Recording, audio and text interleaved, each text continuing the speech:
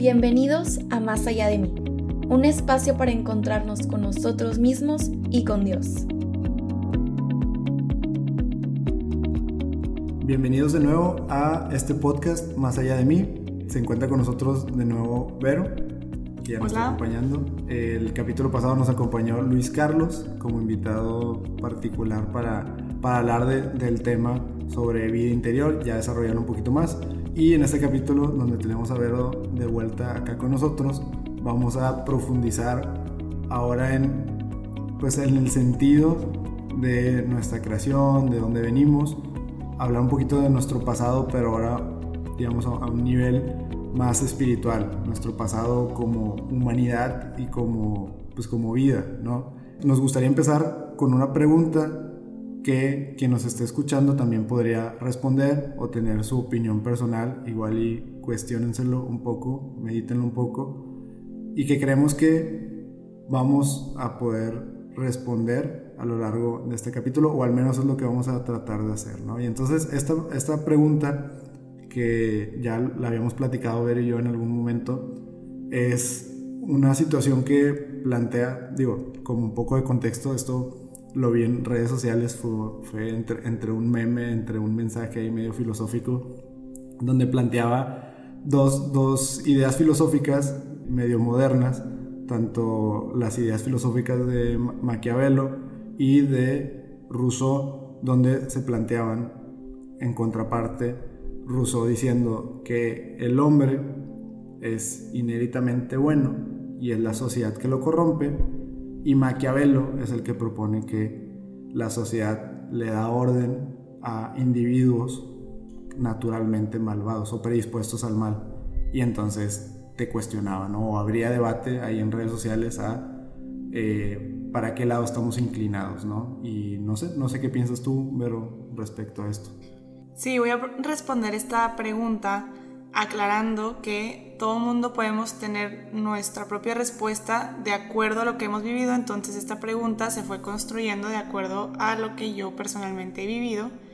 Y pues yo le comentaba a Alexander que yo creía que al Dios estar en nosotros, yo creía que pues el hombre tenía esta tendencia al bien, pero por otro lado, debido a la concupiscencia, que es esta tendencia a pecar, pues también pues como tenía de las dos partes, ¿no? Y pues en pocas palabras como que ni con uno ni con el otro.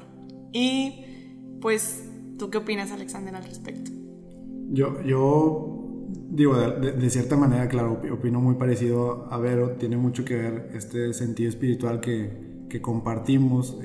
Lo platicamos en el primer capítulo de esta serie de temas ya más espirituales, que compartimos una espiritualidad cristiana, ¿no? Y eso habla de muchos dogmas, de mucha doctrina que seguimos, y entonces, claro, pienso muy parecido.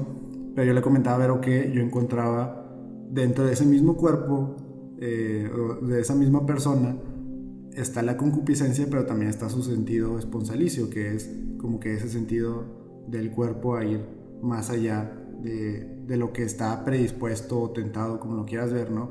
Y la verdad es que hay muchas maneras de responderlo, y creo que, de nuevo, como comenta Vero, todos vamos generando circunstancias, o más bien, nos vamos generando una idea de acuerdo a nuestras circunstancias y nuestro contexto. Tiene mucho que ver lo que platicamos en los primeros capítulos de quién soy, mi personalidad, cómo fui educado, qué sentido de vida le encuentro, etcétera, etcétera. Va como respondiendo esa pregunta que tal vez todos nos hacemos inconscientemente. O sea, ¿realmente soy bueno? ¿Realmente soy malo? En el fondo, ¿quién soy?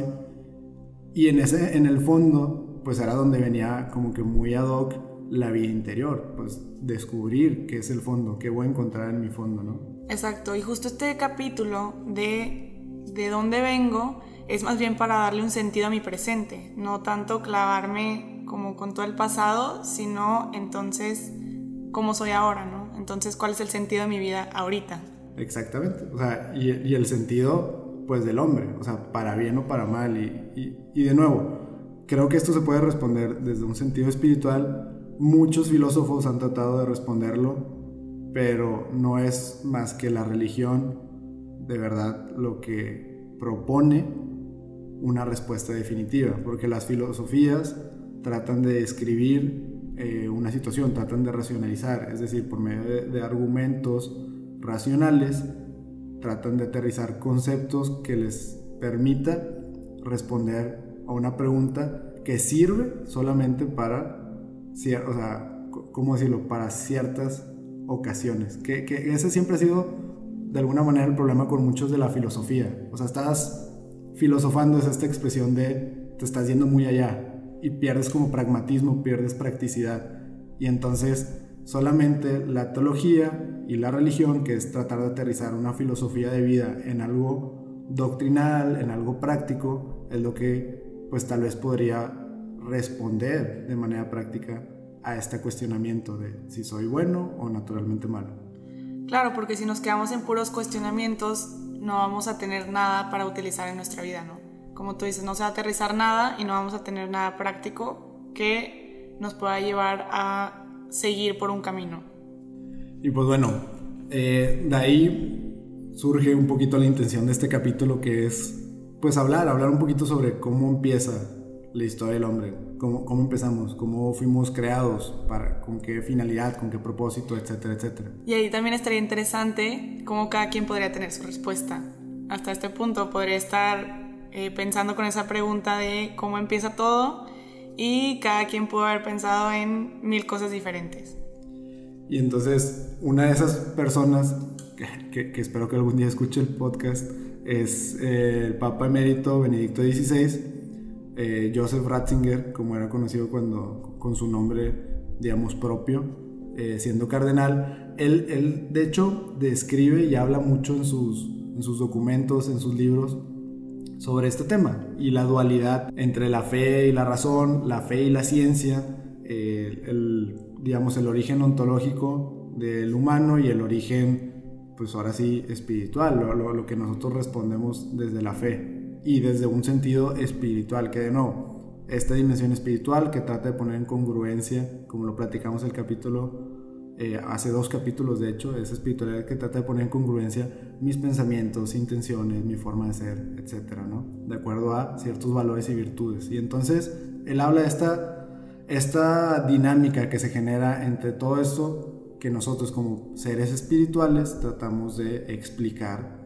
de manera pues exacta, medible, cuantificable, y ahí entran todas las ciencias naturales, ¿no? Y entonces todo esto él lo llega a aterrizar en un documento por medio de un discurso que fue desarrollando a través de 4 homilías y un ensayo que trata de pues reunir o aterrizar todos estos conceptos.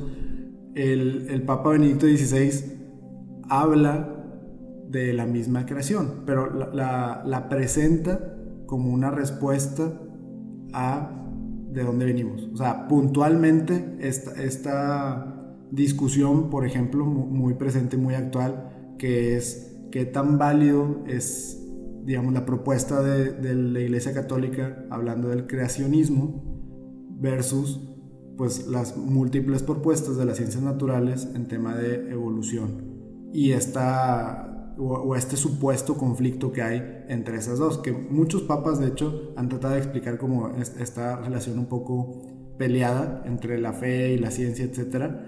San Juan Pablo II, por ejemplo, decía que no hay que olvidar que son 2 dimensiones diferentes tratando de explicar un mismo fenómeno, y entonces no tendría que haber conflicto, sino pues tendría que haber complementariedad, más que nada. Tanto como nosotros tratamos de hacerlo aquí en este podcast, no buscamos enfrentar la psicología y la espiritualidad, todo lo contrario, como una nos ayuda a desarrollar la otra y cómo sí pueden complementarse, ¿no? Sí, realmente, como hemos repetido, que el hombre tiene diferentes dimensiones que se van interconectando. Es muy importante trabajar cada una de ellas y ver y darnos cuenta cómo se complementan, y cómo si yo descuido una va a ser muy difícil que pueda mantener a flote las demás. Exactamente, y entonces cómo una se apoya de la otra es como tendríamos que ver esta relación. Y también otro papa que también propone lo mismo es Pío XII, si no me equivoco. Él habla más bien de una fidelidad en los católicos, en los cristianos, a su iglesia, en el sentido de no tenerle miedo a investigar, a profundizar y a validar las ciencias naturales, pero tampoco subordinar la fe a las ciencias naturales. Es decir, la microbiología moderna, pues en general la física y la medicina moderna y todas las ciencias naturales modernas, es decir, las desarrolladas también con la tecnología, en definitiva describen muy bien el comportamiento del ser humano, la composición del ser humano y pues etcétera, varios aspectos fisiológicos, físicos, descriptibles del ser humano, pero lo que no hacen es pues describir el sentido del ser humano, el sentido de la vida. Es más, hasta el mismo concepto de vida no se puede cuantificar, el mismo concepto de dignidad humana no se puede cuantificar, y de ahí nos vamos a la libertad, la razón, pues el amor, tantos conceptos que les llaman como constructos, ¿no? Comúnmente. Sí, o sea, realmente, exactamente, hay una propuesta moderna que es: estos constructos solamente sirven para describir el fenómeno del ser humano, pero es eso, o sea, es una manera de catalogar, no es una manera de dar sentido a lo que somos. Y entonces los papas y la iglesia sostiene que la iglesia, o más bien, perdónenme, la espiritualidad, la religión, sí responde a eso, sí responde y sí aboga por, pues últimamente hay vida, últimamente hay razón, últimamente hay voluntad, últimamente hay dignidad humana, y se tiene que respetar y se tiene que reconocer. Y entonces eso no te lo va a dar un ensayo clínico, eso no te lo va a dar una investigación. Tienes que pues construirlo realmente, ¿no? Y entonces, bueno, regresando un poquito a las homilías del cardenal Ratzinger, el Papa Benedicto XVI, en sus homilías y en este ensayo empieza a desmenuzar el Génesis y empieza a proponer varias ideas que son bastante interesantes, volviendo un poquito a la pregunta con la que partimos: si el hombre pues es bueno y la sociedad lo corrompe, o es malo y más bien la sociedad como que impone cierto orden, etcétera. Pues él empieza tal vez no a responder a esa pregunta directamente, pero sí a proponer pues algo que nos va a dar esa solución. Y entonces cada quien también va a ir aterrizando y meditando qué significa como todo lo que encontramos en el Génesis y en la Biblia, que es palabra de Dios. Y entonces, bueno, él empieza con un concepto que es súper importante para entender todo este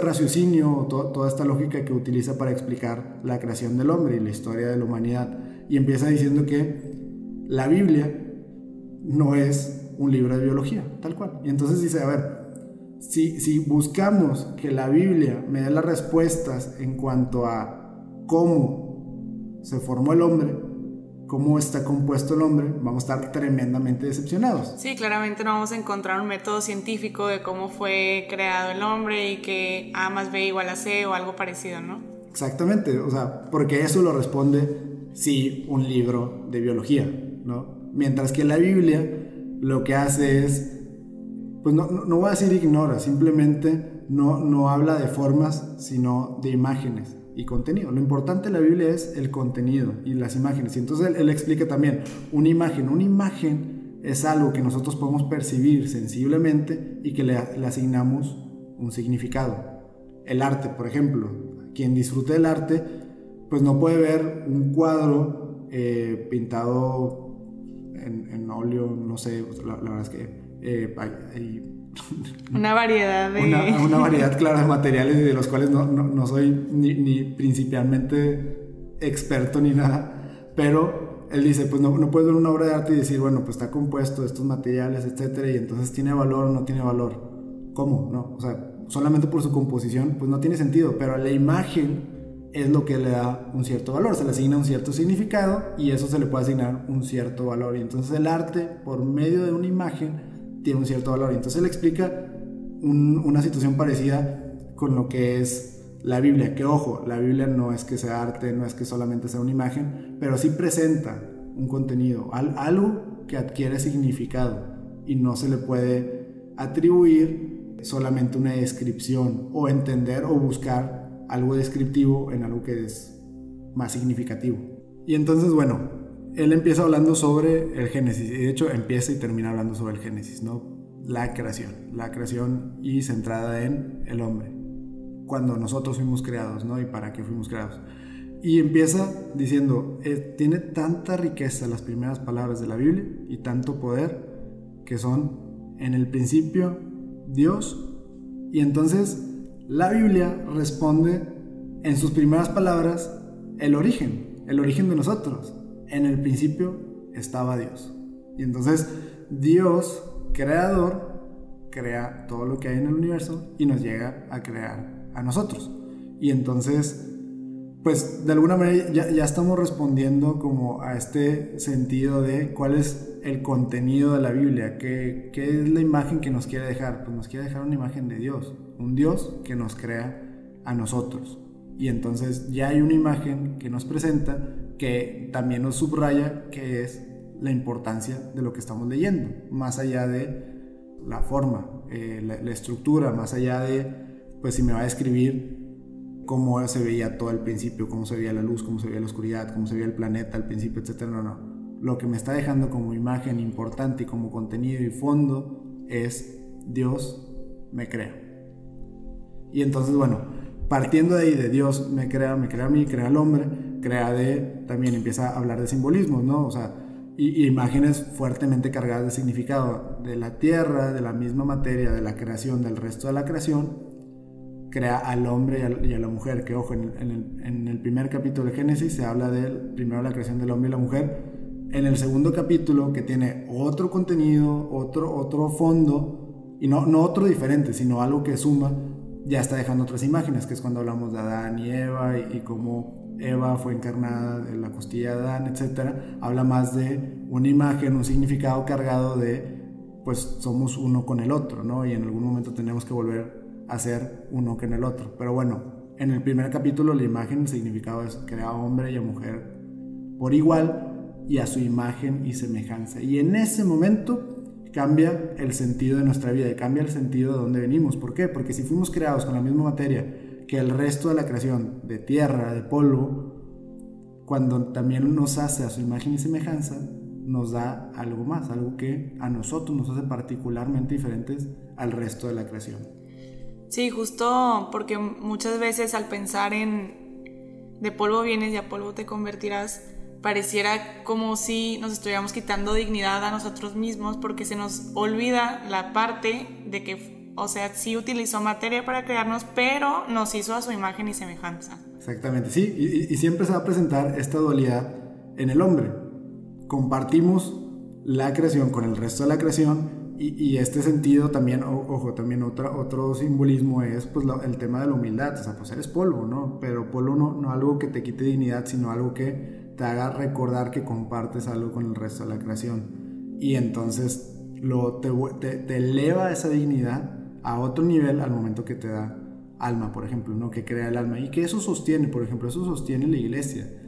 En el sentido de, volvemos a lo mismo, la forma podría explicarme cómo el cambio que se ha dado a través de muchas generaciones, mutaciones, que unas son útiles, otras no son útiles.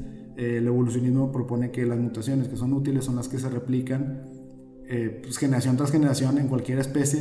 Eso es forma, pero el fondo es que nosotros somos diferentes al resto de las especies porque tenemos un alma, y un alma, pues digamos, trascendente, un alma que puede llegar, como lo explicamos en los otros capítulos, a ser también espíritu en el momento que reconoce a Dios en su vida. Sí, un alma que en el alma superior tiene voluntad, tiene inteligencia, entonces puede decidir más allá de sus circunstancias.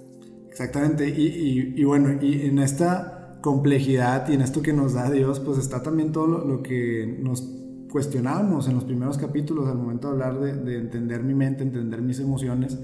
Todo eso es una habilidad exclusiva del hombre, el cuestionarnos a nosotros mismos, el cuestionar nuestras acciones. Cuando entra el término también de voluntad, ahí ya estamos en otra situación completamente al resto de las especies, y entonces eso va marcando también pues el sentido de la humanidad, ¿no? Claro, si no tuviéramos un sentido ni un propósito, entonces no tendría pues ninguna validez o no tendría ninguna importancia cuestionarnos de dónde venimos, a dónde vamos, ni quién soy, ¿no? Pues total, no hay propósito, no hay razón de ser. Exactamente, y entonces este propósito que menciona Vero es lo que le va a dar también sentido al por qué tuvo que, por así decirlo, o más bien siempre estuvo planeado que Jesús caminara en esta tierra. Porque en tema de propósito, si uno lee todo el Antiguo Testamento, va entendiendo cuál es la voluntad de Dios, pero no entiende cuál es el propósito del hombre, no logra entender cuál es el propósito del hombre si constantemente fallamos en esa relación con Dios. Y todas las alianzas que se ven en el Antiguo Testamento, que son entre el hombre y Dios, pues particularmente el hombre es como el talón de Aquiles, es la parte débil que constantemente va a fallar. Y entonces hace sentido que venga Jesús, válgame la redundancia, a darle sentido a todo lo que vemos en el Antiguo Testamento. Porque hasta que llega Jesús, que es 100% Dios, 100% hombre, completamente y enteramente los dos, es cuando concreta esa promesa de Dios a nosotros de, pues vamos, tú tienes un sentido y tú estás hecho a mi imagen y semejanza. Y entonces esa promesa no se cumple hasta que llega Jesús y concreta esa última alianza, la alianza definitiva, que es de algún modo, de algún sentido, la única manera en que podría cumplir esa alianza, cuando Dios con Dios, la persona de Jesús con la persona de Dios Padre, por medio del Espíritu Santo, hacen o consolidan esa última alianza definitiva que no hay manera de que se rompa. Y entonces Jesús le da sentido a todo el Antiguo Testamento, a todo ese caminar que llevamos entendiendo y meditando y profundizando. Y la historia de la humanidad es esta, o sea, tratando de entender la voluntad de Dios y entendiéndola, comprendiéndola, pero luego con Jesús es comprender cuál es la voluntad del hombre para alcanzar a Dios, para estar con Él y la manera de hacerlo. Y entonces Él nos da todas esas herramientas para, pues sí lograr eso, sí lograr lo que Dios propuso en un principio, que era alguien a su imagen y semejanza. Y entonces tiene que llegar Jesús a presentarnos a alguien que verdaderamente es a imagen y semejanza de Dios en todos los aspectos, porque voluntariamente busca ser eso y busca finalizar o afianzar eso con Dios.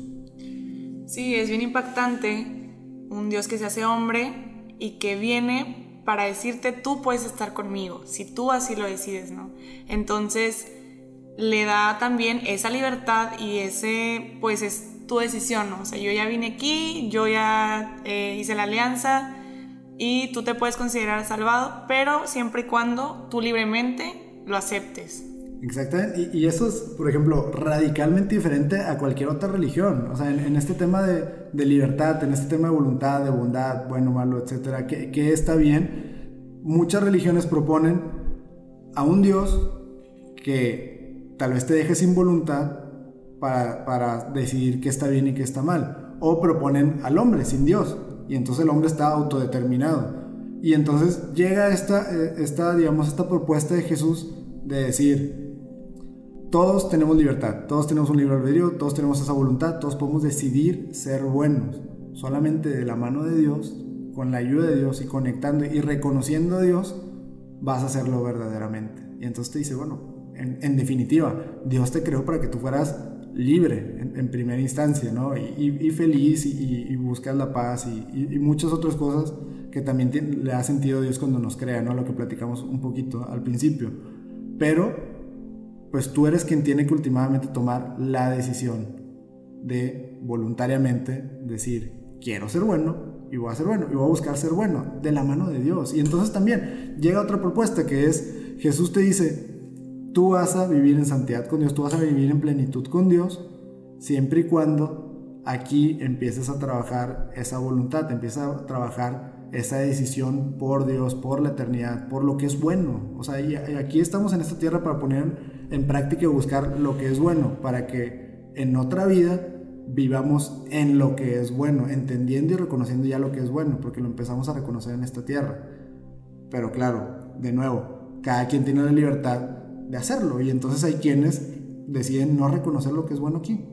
Y es perfectamente entendible el saber que con la decisión, con la libertad, viene pues eso, la dualidad de pues hay quienes también pueden decidir para el mal, ¿no? Pueden decidir para otras cosas, y por ahí, si no me equivoco, también hablamos en otro capítulo todo este tema de libertad de elección, que la gente a veces también eso le genera estrés. Oye, pues yo preferiría que me dijeran, y creo que mucha gente se lo ha planteado alguna vez, pues no hubiera sido mejor que Dios nos hubiera creado perfectos y buenos y ya, pero pues entonces le quitas pues toda esa voluntad y le quitas entonces también la capacidad de tú llegar a Dios.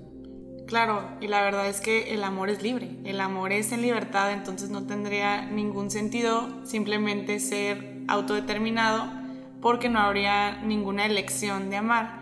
Y es entonces donde pierde un poco el sentido cuestionarnos si hay una tendencia al mal, si somos buenos, somos malos, porque ya vino Jesús a decirnos, si tú decides, tú puedes seguir este camino y llegar a mí.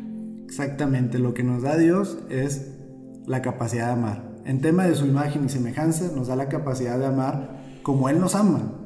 Y también nos da otra herramienta importantísima, nos da razón e inteligencia. Y también, volviendo a estas homilías de Papa Benedicto XVI, él decía, bueno, pues es que hay que entender que por algo somos seres racionales. Y cómo no utilizar esa razón. O sea, y de nuevo, ¿por qué poner en disputa la fe y la razón, la fe y la ciencia, cuando nos dio las dos cosas? Nos dio la gracia de creer en Él y de buscarlo a Él, y nos dio también la gracia de tener pues inteligencia, ¿no? Y de desarrollar nuestros pensamientos, conclusiones y maneras y herramientas para mejor interactuar en esta vida, para mejor alcanzarlo a Él también. Claro, y de descubrir cómo una complementa a la otra e ir construyendo con ambas, pues básicamente conocimiento para poder llegar a esa verdad que Dios nos da. Exactamente, y entonces bueno, aquí hace sentido el tema de cómo la fe, la teología es suprarracional, no infrarracional, que es este pensamiento que nos comparte la iglesia, que es por medio de la razón va a llegar un punto donde yo pueda llegar a la fe, por medio de la razón, es decir, yo crezco en razón hasta cierto punto y luego la fe es el siguiente paso, o sea, el siguiente escalón. Luis Carlos nos ponía el ejemplo de la casa en la que todo el mundo vive y que muchos se quedan en el primer piso en todo esto de simplemente existir, y luego el segundo piso era como ya existir y racionalizar y discernir inteligiblemente todos los fenómenos y describir todos los fenómenos de la vida, y hasta el tercer piso, el último piso a los que no muchos llegan, es cuando la gente decide ir más allá de lo que construyó en esta razón e inteligencia, y entonces llegar a buscar un sentido de vida, llegar a, pues eventualmente, claro, o sea, una fiel creencia de que Dios actúa en toda mi vida y está en todo momento conmigo, ¿no?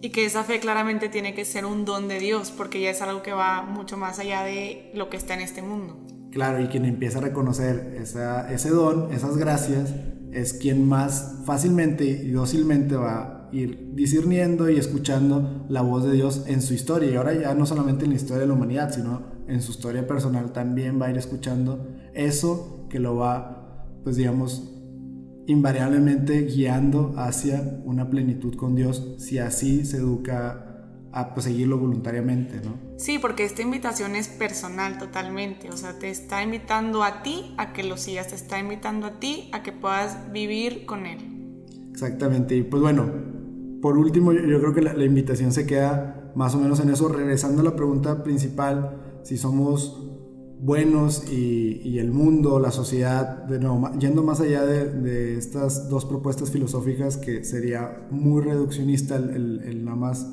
creer que ahí está todo el cuestionamiento de la vida, pero pues nos sirve para reflexionar si somos buenos y nos hacemos malos, o la vida o la sociedad nos hace malos, o si somos malos y apenas la vida nos va refinando, etcétera.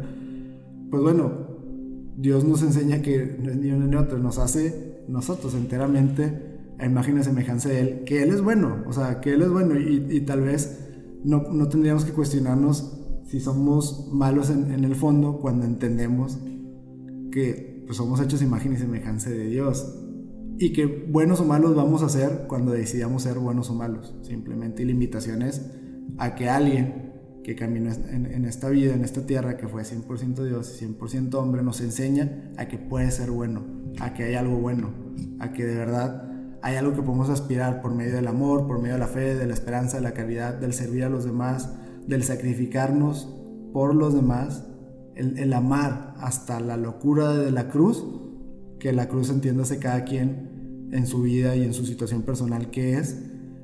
De esa manera vamos a ser buenos, de esa manera vamos a llegar a Dios. Y que esa decisión que podría parecer una locura, pero ya bien racionalizada, podría darle todo el sentido a nuestra vida, esa decisión la tomo cuando yo decido ir más allá de mí. Si te gustó este episodio, no dudes en buscarnos en nuestras redes sociales. Estamos en Instagram y en Twitter como @masallapodcast.